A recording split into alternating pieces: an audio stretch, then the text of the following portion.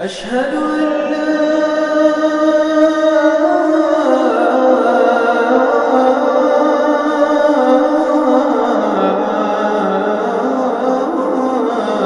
إله إلا الله.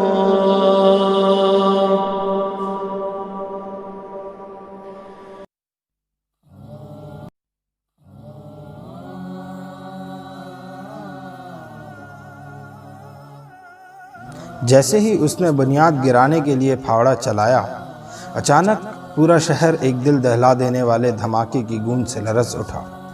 سب نے کھدائی کرنا روک دی۔ یہ اس وقت کی بات ہے جب خانہ کعبہ میں کسی بد احتیاطی کے سبب آگ لگ گئی تھی اور بیت اللہ کی دیواریں کئی جگہ سے شق ہو گئی تھیں۔ قریش نے ارادہ کیا کہ اس عمارت کو گرا کر از سر نو تعمیر کیا جائے۔ اس رائے سے تو سب متفق تھے، لیکن کعبے کی موجودہ کھڑی ہوئی عمارت کو گرانے کے لیے کوئی بھی آمادہ نہیں ہوتا تھا۔ سب لوگ ڈرتے تھے کہ کہیں ہم پر اللہ کا غضب نہ نازل ہو جائے۔ آخر سرداران قریش میں سے ایک سردار ولید بن مغیرہ نے اس کام کو شروع کیا۔ یہ دیکھ کر کہ مغیرہ پر کوئی آفت نازل نہیں ہوئی، رفتہ رفتہ باقی تمام قبائل بھی اس کام میں شریک ہو گئے۔ سابقہ عمارت گرا دینے کے بعد حضرت ابراہیم علیہ السلام کے ہاتھوں کی ڈلی ہوئی بنیاد نظر آنے لگی، اور مکے میں وہ دھماکہ بھی اس وقت ہوا جب کسی قریشی نے اس کی بنیادوں پر پھاوڑا مارا تھا۔ دھماکے سے سب سمجھ گئے کہ یہ اللہ کی طرف سے تنبیہ تھی اور ان بنیادوں کو گرانے میں اللہ تعالیٰ کی رضامندی شامل نہیں ہے۔ اس لیے انہوں نے انہی بنیادوں پر بیت اللہ کی نئے سرے سے تعمیر شروع کر دی۔ بیت اللہ کی تعمیر ہر شخص اپنی سعادت سمجھتا تھا، اور وہ یہ عقیدہ رکھتے تھے کہ جو شخص زیادہ سے زیادہ اس کی تعمیر میں حصہ لے گا، اس کی قسمت اتنی ہی زیادہ اچھی اور بلند ہوگی۔ چنانچہ اس تعمیر کو قبائل میں تقسیم کر دیا گیا تاکہ کوئی جھگڑا پیش نہ آئے۔ اس تقسیم کے مطابق ہر قبیلے نے علیحدہ علیحدہ پتھر جمع کر کے کعبہ کی تعمیر شروع کی۔ جب تعمیر مکمل ہو گئی اور حجر اسود کو اپنی جگہ پر رکھنے کا وقت آیا تو سخت اختلاف پیدا ہوا۔ ہر قبیلہ چاہتا تھا کہ حجر اسود کو اس کی جگہ رکھنے کی سعادت انہیں حاصل ہو۔ اختلاف اتنا شدید تھا کہ تلواریں کھینچ گئیں، لوگ جنگ و جدال اور مرنے مارنے پر اتر آئے۔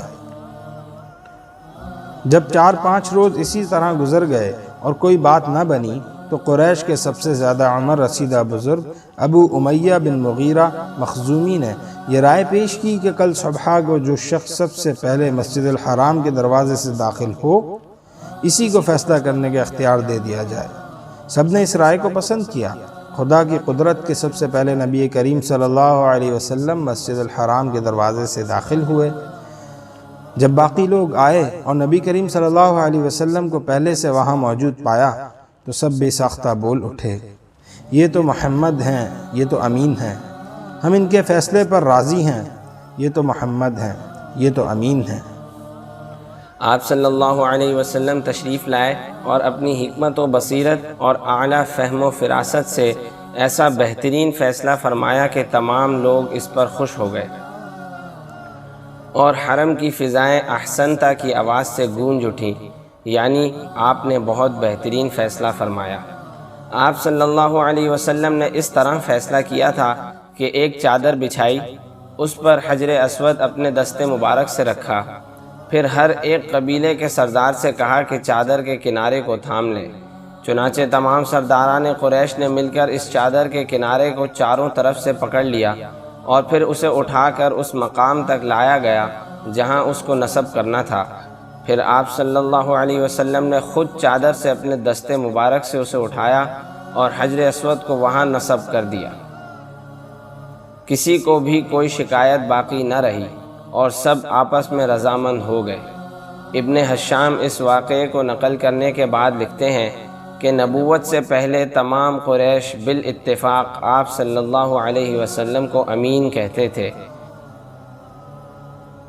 اس واقعے کے وقت آپ صلی اللہ علیہ وسلم کی عمر 35 سال تھی۔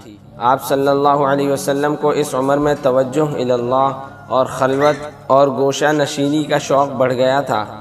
آپ اکثر ستو اور پانی اپنے ہمراہ لے کر غار حرا میں چلے جاتے اور کئی کئی دن تک وہاں عبادت میں مصروف اور اللہ تعالیٰ کے ذکر میں مشغول رہتے تھے۔ جب ستو اور پانی ختم ہو جاتا تو گھر سے آ کر یہی سامان اور لے جاتے اور دوبارہ جا کر ذکر الہی میں مصروف ہو جاتے۔ غار حرا نام کے ایک پہاڑ میں واقع ہے، جس کو آج کل جبل نور بھی کہا جاتا ہے۔ مکہ سے 3 میل کے فاصلے پر مینا کے رستے میں بائیں سمت میں واقع ہے۔ اس غار کی لمبائی 4 گز اور چوڑائی 2.25 گز تھی۔